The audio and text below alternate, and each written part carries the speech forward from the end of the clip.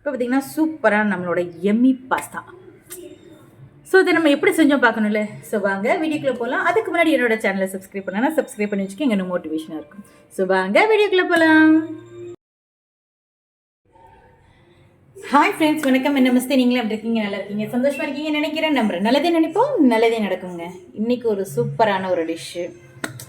குழந்தைங்கள்லேருந்து பெரியவங்க வரைக்கும் ஓரளவுக்கு எல்லாருமே, குழந்தைங்களாம் ரொம்ப ரொம்ப ஃபேவரெட்டு, பெரியவங்கன்னா ஓகே ஓகே அப்படிங்கிற மாதிரியான ஒரு இது. ஒரு சில பேருக்கு ரொம்பவே பாஸ்தா ரொம்பவே பிடிக்கும்.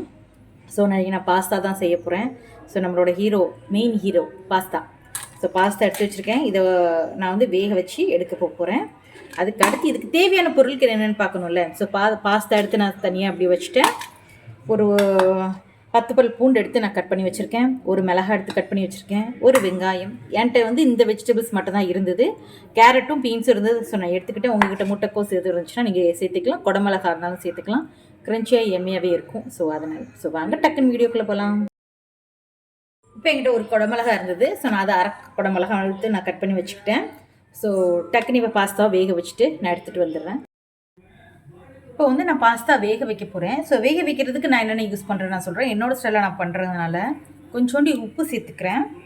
அப்புறம் கொஞ்சோண்டி ஆயிலுங்க.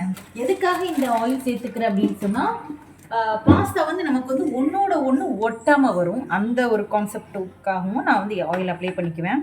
அப்படி தான் நல்லாயிருக்கும். ஒரு ஸ்பூன் அளவுக்கு வந்து நான் வந்து எண்ணெய் விட்டுருக்கேன். ஸோ இது நல்லா கொதிச்சு வந்ததுக்கப்புறம் நம்ம பாஸ்தா போட்டு இதில் நான் வேக வச்சு எடுக்க போகிறேன்.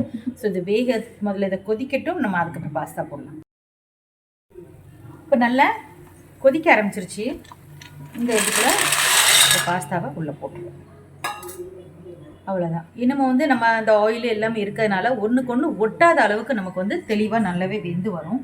ஸோ அதனால தான் நான் வந்து இதுக்குள்ளே எண்ணெயும் ஊற்றிருக்கேன்.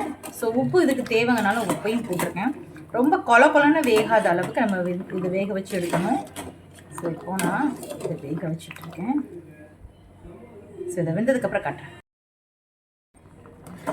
இப்போ பாருங்கள், பாஸ்தா வந்து வெந்துருச்சு.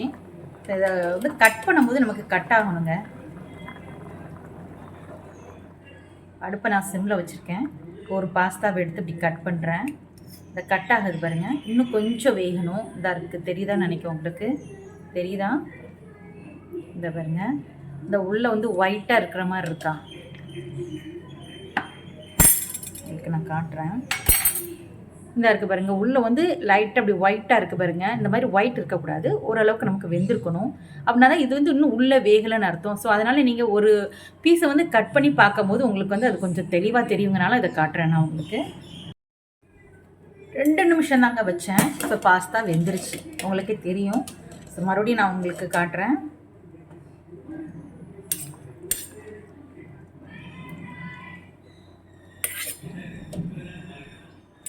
கட் பண்ணுறேன். இந்த உள்ளே இருக்கிறது வந்து நமக்கு வந்துருச்சுங்க. பார்த்தீங்கன்னா உங்களுக்கு தெரியும், நல்லா வெந்துருச்சு. ஸோ ரொம்ப வெந்துருச்சுனாலும் கொலன்னு ஆன மாதிரி ஆயிரும். ஸோ வெந்துருச்சு. ஸோ நான் இப்போ அதை வந்து நான் வடித்து விட்டுட்டு உங்களுக்கு காட்டுறேன். இப்போ நான் அடுப்பை பற்ற வச்சாச்சு. ஸோ டக்குன்னு நம்ம வேலையை பார்த்துருவோம். நான் வந்து பாஸ்தாவை வடித்து விட்ருக்கேங்க. ஸோ அது தண்ணி வடியட்டும். நான் ஒரு 2 ஸ்பூன் அளவுக்கு வந்து இதில் வந்து எண்ணெய் விட்டுருக்கேன். உங்கள்கிட்ட எந்த எண்ணெய் இருக்கோ அதை நீங்கள் விட்டுக்கோங்க.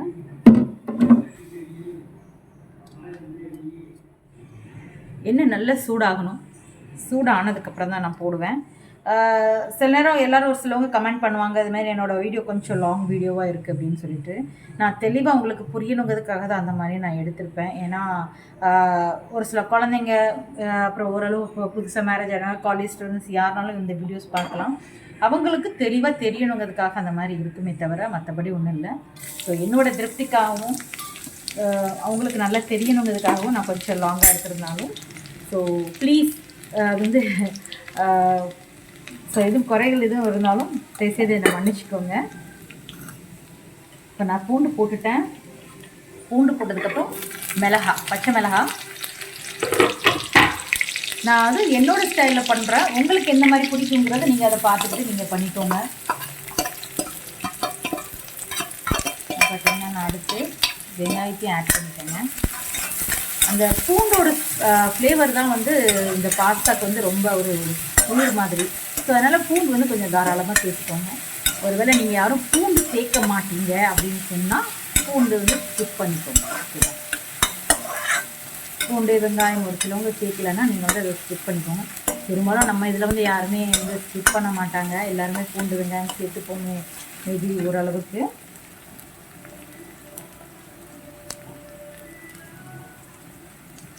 இது நல்லா வதங்கணுங்க.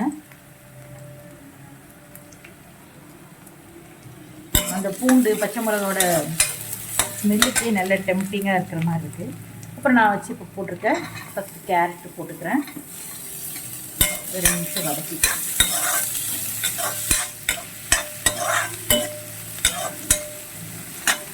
அதுக்கப்புறம் பீன்ஸ் போட்டுக்கிறேன். எதுக்காக ரெடி ஒன்றா போட்டுற வேண்டியதானே நீங்கள் கேட்பீங்க. எனக்கு தெரியும். நான் கொஸ்டின்ஸ்லாம் நிறைய மனசுக்குள்ளே ஓடும். கொஞ்சம் தனித்தனியாக போடும்போது அது ஒரு நேரம் பிளெண்ட் ஆகி வரும்போது அதுக்கான அதோட ஸ்மெல் கொஞ்சம் கிடைக்கும் நமக்கு. அதனால அதுக்கடுத்து நான் போட்டுட்டேன் பீன்ஸ்.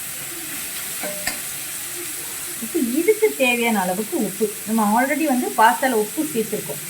ஸோ இதுக்கு தேவையான அளவுக்கு உப்பு சேர்த்துக்கோங்க. இதுக்கப்புறம் வந்து நான் சோயா சாஸ் வேறு ஆட் பண்ணுவேன். சோயா சாஸ், டொமேட்டோ சாஸ், சிஸ்வாங் சட்னிஸ்லாம் நான் ஆட் பண்ணுறதுனால உப்பு நான் பார்த்துக்கிட்டு தான் நான் போடுவேன்.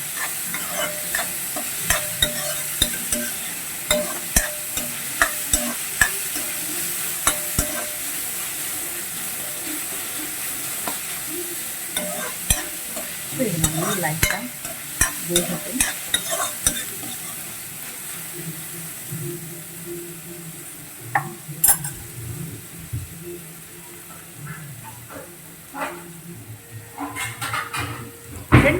மூடி வச்சுக்கிறேன் நான். அப்போ தான் டக்குன்னு குக் ஆயிரும். அதனால தான் 2 நிமிஷம் அப்படி வேக விட்டுருவேன். வெந்துருச்சு. திரும்ப அதை நான் ஒரு கிளறி எடுத்துக்கிறேன். ஸோ நான் இப்போ மசாலாக்கு வந்து நான் ஆட் பண்ண ஆரம்பிச்சிடுறேன். ஸோ அடுப்பை சிம்மில் வச்சுட்டு மசாலா ஆட் பண்ணோம்னா கரெக்டாக இருக்கும். இது கூட வந்து 1 ஸ்பூன் அளவுக்கு வந்து நான் சிஸ்வாங் சட்னி ஆட் பண்ணுறேங்க.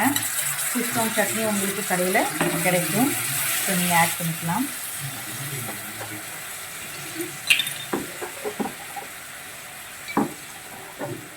அப்புறம் பார்த்தீங்கன்னா சோயா சாஸ் 1 ஸ்பூன் அளவுக்கு நான் ஊற்றிருக்கேன். கொஞ்சம் கலரிக்கிறேன், இல்லைன்னா அடி பிடிச்ச மாதிரி ஆயிடும். இஞ்சி போடுங்க அதனால். அப்புறம் இது வந்து ரொம்ப ரொம்ப யூனிக்கு. நான் சேர்ப்பேன், நீங்கள் சேர்ப்பீங்களான்னு எனக்கு சொல்லுங்கள். இது வந்து ஸ்வீட் சில்லி சாஸுங்க. ரொம்பவே சூப்பராக இருக்கும். நம்மளோட சமோசாஸ்லேருந்து எல்லாத்துக்குமே சட்னி மாதிரி. டொமேட்டோ சாஸ் நீங்கள் சாப்பிட்ருக்கீங்க, பட் இதை ஒரு அட்டை நீங்கள் டேஸ்ட் பண்ணி பாருங்கள். ஒரு லைட்டான ஒரு ஸ்வீட்டு, ஒரு ஸ்பைசி இருக்கும். ரொம்பவே எனக்கு பிடிக்கும். பர்சனலாக நான் அதனால் சேர்த்துக்கிறேன். உங்ககிட்ட இல்லை அப்படின்னா நீங்கள் வந்து ஆப்ஷன் தான், நீங்கள் வேறு ஏதாவது சேர்த்துக்கோங்க.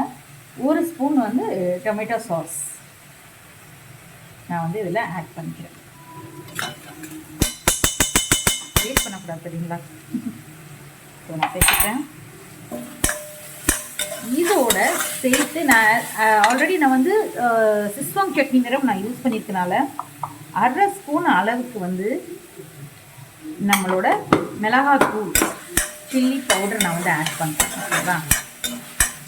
நான் என்னோடய ஸ்டைலில் எனக்கு பிடிச்ச மாதிரி பண்ணுறேன். அப்படிங்கிறதுனால தான் நான் இதெல்லாம் சேர்க்குறேன். உங்களுக்குள்ள இதில் ஏதாவது ஒரு விஷயம் கூட பிடிக்கலைன்னா நீங்கள் வந்து ஸ்கிப் பண்ணிக்கோங்க.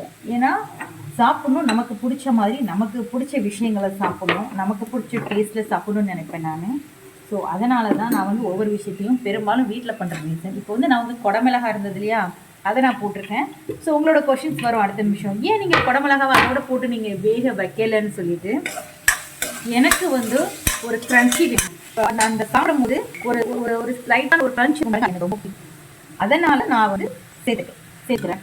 உடனே நீங்கள் எனக்கு அப்படி வேணாங்க, எனக்கு நார்மலாக எனக்கு வந்து நீளமாக வெட்டி நீங்கள் எப்படி பண்ண வைக்கிறீங்களோ அதுக்கு தகுந்த மாதிரி வெட்டிட்டு இது நம்ம ஒரு ப்ராப்ளம் கிடையாது. ஓகே, இப்போ வந்து நம்மளோட வேக வச்ச பாஸ்தா. இப்போ நான் வந்து நீங்கள் கேட்பீங்க தண்ணி விட்டு எடுக்கும் போது உங்களுக்கு எப்படி இருந்ததுன்னு சொல்லிட்டு. ஸோ அதனால் நான் உங்களுக்கு காட்டும் பாருங்க. இப்போ நான் வந்து இதில் தண்ணி எதுவுமே நான் விடலை, ஆனாலும் உதிர்ந்து போயிருந்தேன். ஏன்னா நம்ம அதுக்கு முன்னாடி இந்த ஆயில் வந்து நான் தண்ணி எண்ணெயும் உப்பையும் நான் சேர்த்துட்டேன். அதனால் எனக்கு வந்து அந்த மாதிரி இருக்குது, உதிரியாகவும் வந்திருக்கும். இது அதுக்கு மேலே நம்ம வேக வச்சு திரும்ப நீங்கள் தண்ணி ஊற்றினாலும் ஊற்றிக்கலாம். எனக்கு இது ஈஸியாக நான் பண்ணுறேன். சரியா, உங்களுக்கு அது ஈஸியாக இருந்துச்சு அந்த மாதிரி. இப்போ நான் பண்ணும்போது எனக்கு அதில் நான் ஆயில் உப்பு விட்டு நான் நல்லா கொதிக்க வச்சதை நான் இது பண்ணிவிட்டு நான் அப்படியே நான் வந்து அதை வடிச்சு விட்டு நான் எடுத்துருக்கேன். ஓகே, ஸ்டீம் இது பண்ணி வேக வச்சதை வந்து நான் படித்து விட்டு தண்ணியை மட்டும் இது பண்ணிவிட்டு எடுத்துருக்கேன். அது வந்து எனக்கு நல்ல உதிரியாக வந்திருக்கு. நீங்கள் ஒரு நிறைய ரொம்ப விட்டீங்கன்னா கண்டிப்பாக நல்ல ஒரு கூல் வாட்டர் எடுத்து நீங்கள் அது மேலே விட்டுட்டு லேசாக எண்ணெய் எடுத்து தடை விட்டீங்கன்னா லேசாக போட்டு பெரட்டி விட்டுட்டீங்கனாலே ஆட்டோமேட்டிக்காக ஒன்னோட ஒன்று ஒட்டாது. பாருங்க, சூப்பராக நம்மளோட பாஸ்தா ரெடி ஆயிடுச்சு. ஸோ இதோட சேர்த்து மசாலா வாங்கணும் அப்படிங்கிறதுனால நான் 2 நிமிஷம் வேக வைப்பேன். வேக வச்சு உங்களுக்கு காட்டுறேன்.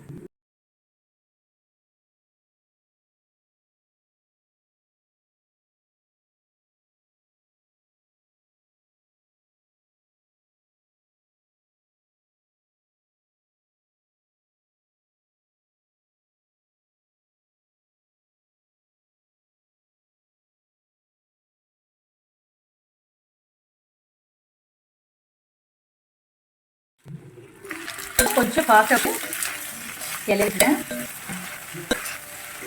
ஒன்றும் பாத்திரத்தை ஒட்டலைங்க, ரொம்ப கூட்டாக ஒன்றோட ஒன்று நல்ல பிளட் ஆகி போட்டிங் ஆகி சாப்பிட்டு ரொம்ப எம்மையாக இருக்குது. ஏன் நான் பார்த்துட்டேன், எனக்கு உப்பு உரப்பு எல்லாமே கரெக்டாக தான் வச்சுருக்கேன். ஸோ அதனால் நான் எதுவுமே நான் சேர்த்துல ஏன்னா நம்ம ஆல்ரெடி மசாலாஸில் போட்டிருக்கோம், இதில் போட்டுனால கரெக்டாக இருக்கும். ஸோ வாங்க சூப்பராக.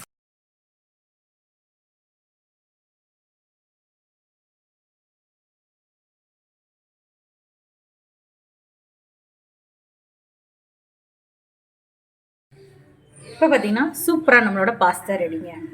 இதை சூப்பராக ஜாலியாக என்ஜாய் பண்ணி நாங்கள் மார்னிங் பிரேக்ஃபாஸ்ட் நாங்கள் சாப்பிட போகிறோம். ஒரு சிலவங்க சொல்லுவாங்க இதை நீங்கள் சாப்பிடக்கூடாது மார்னிங் அப்படின்னு சொல்லுவாங்க.